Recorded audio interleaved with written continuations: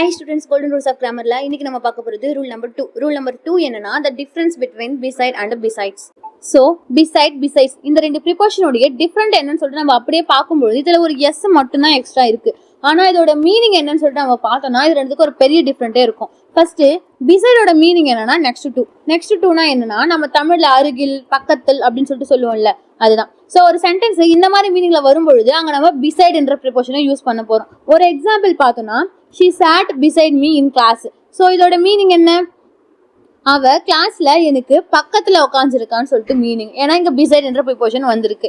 அதே பிசைடோட மீனிங் என்னன்னு பார்த்தோம்னா இன் அடிஷன் டுனா என்னன்னா தமிழ்ல கூடுதலாக அத்துடன் சொல்லுவோம்ல அதுதான். ஸோ ஒரு சென்டென்ஸ் இந்த மாதிரி மீனிங்ல வரும் பொழுது அங்க நம்ம பிசைட்ஸ் என்ற ப்ரிப்போஷனை யூஸ் பண்ண போறோம். ஒரு எக்ஸாம்பிள் பார்த்தோம்னா besides English he speaks Spanish அப்படின்னு சொல்லிட்டு சொல்றாங்க.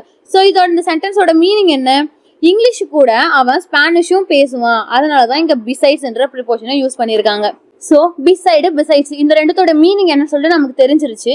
இது இல்லாம இன்னொரு நம்ம ஒரு குயிக் டிப்பும் நம்ம பார்த்துருவோம். ஸோ பிசைடுனா என்னன்னா அது ஒரு லொக்கேஷனை குறிக்கக்கூடியது. அதாவது அருகில பக்கத்துலன்றது ஒரு இடத்த தானே சொல்றோம் நம்ம. ஸோ இடம்னா நம்ம லொக்கேஷன் சொல்லுவோம். ஸோ ஒரு லொக்கேஷனை சொல்லும் பொழுது நம்ம பிசைட் என்ற ப்ரிப்போஷனை யூஸ் பண்ணுவோம். அதே ஒரு அடிஷனை சொல்லும் போது அதனுடன், அது கூட, அத்துடன் அப்படின்னு சொல்லும்போது அது ஒரு அடிஷனை சொல்றோம். அந்த மாதிரி அடிஷனை சொல்லும் பொழுது நம்ம பிசைட்ஸ் என்ற ப்ரிப்போஷனை யூஸ் பண்ணுவோம். ஸோ இவ்வளவுதான் இந்த ரூல். இப்போ இந்த ரூலை வச்சு SSCGDயோட ஒரு ப்ரீவியஸ் இயர் கொஸ்டின் எடுத்து அதை சால்வ் பண்ணி பார்க்கலாம்.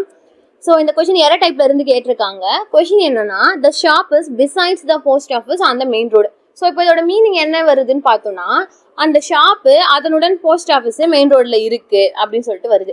ஆனா இதோட மீனிங் எப்படி வந்திருக்கணும்னா அந்த ஷாப்பு போஸ்ட் ஆஃபீஸ்க்கு பக்கத்துல மெயின் ரோட்ல இருக்கு அப்படின்னு வந்திருக்கணும். அப்படிலாம் அந்த ஷாப்பு போஸ்ட் ஆஃபீஸ்க்கு அருகில மெயின் ரோட்ல இருக்குன்னு தான் நம்ம சொல்லுவோம். அதனுடன் இருக்கு அப்படின்னு சொல்லிட்டு நம்ம சொல்ல மாட்டோம். அப்ப இங்க பிசைட்ஸ் அப்படின்றது இங்க வந்திருக்க கூடாது. அப்ப இங்க வேற என்ன ப்ரிப்போஷன் யூஸ் பண்ணிருக்கணும்னா நம்ம பிசைட் அப்படின்ற ப்ரிப்போஷன் தான் யூஸ் பண்ணிருக்கணும். ஸோ இந்த பார்ட்ல தான் எரர் இருக்கு. ஆன்சர் என்னன்னா பிசைட்ஸ் த போஸ்ட் ஆஃபீஸ், இதுதான் எரர். ஸோ இதுதான் ஆன்சர். நெக்ஸ்ட் இந்த ரூலை வச்சு கீழே கொடுத்துருக்க 2 கொஸ்டினை சால்வ் பண்ணி ஆன்சர் என்னன்னு சொல்லிட்டு கமெண்ட்ல சொல்லுங்க.